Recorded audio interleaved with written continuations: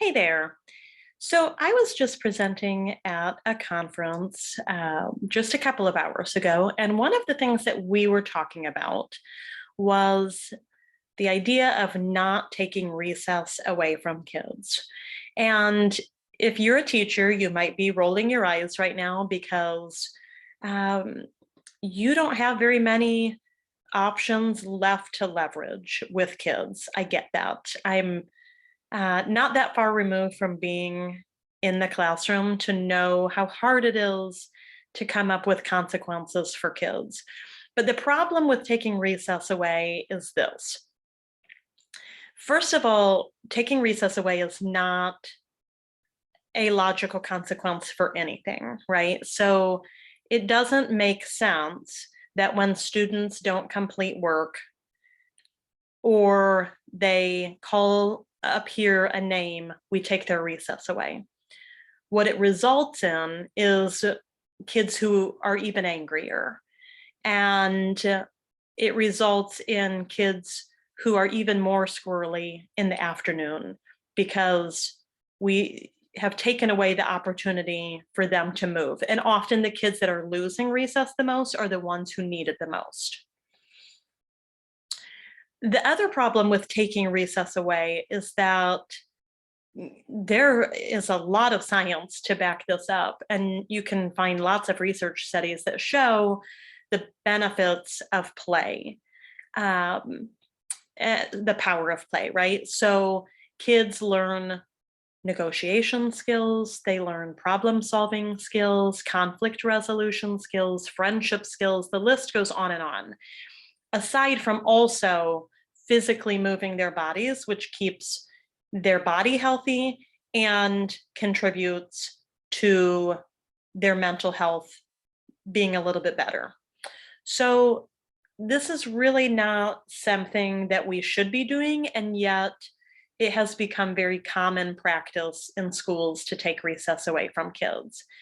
And so I want to encourage you, if you're a teacher or a school administrator or a counselor, social worker, and you work with schools, that we start thinking of alternatives to taking recess away. If a student is not doing their work in class, I can promise you they're not going to do their work at recess either. And so they're still not going to have their work done. They haven't had the opportunity to get energy out, and now they're angry.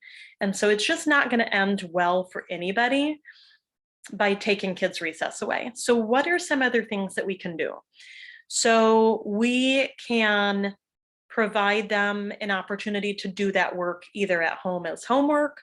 We can provide them a working lunchtime if we have the manpower to do that, so they're getting some more individualized help to get their work done. We can have students lose a specific piece of playground equipment or activity or game that they like the most.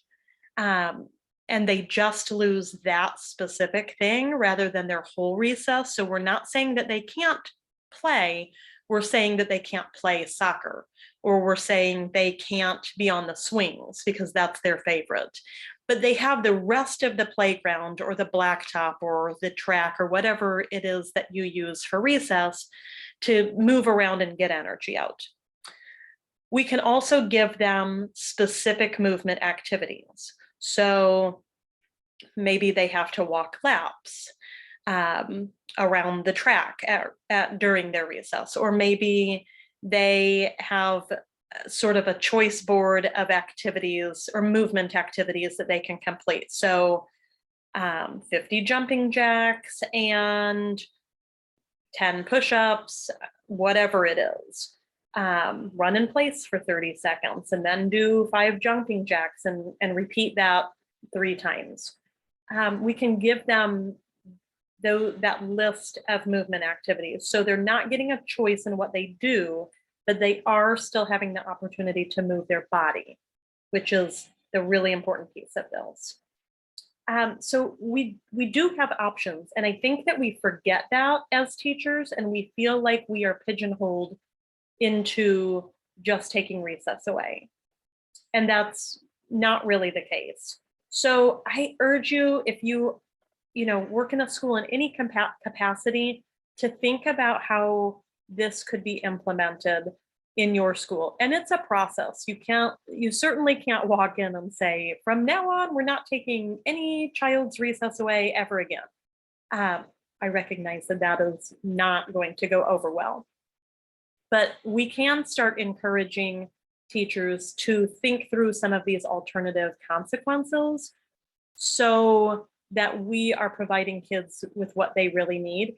And also, honestly, making teachers' lives just a little bit easier, because we know that the afternoons are not going well for these kids who have lost recess.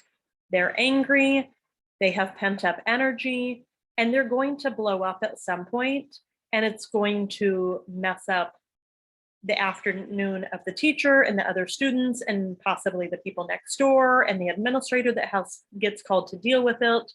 And so we can be a little more proactive in what we're choosing as consequences. So just some food for thought for you. And I encourage you to think about how that might work in your school environment. So thanks for joining me today. I will see you next time.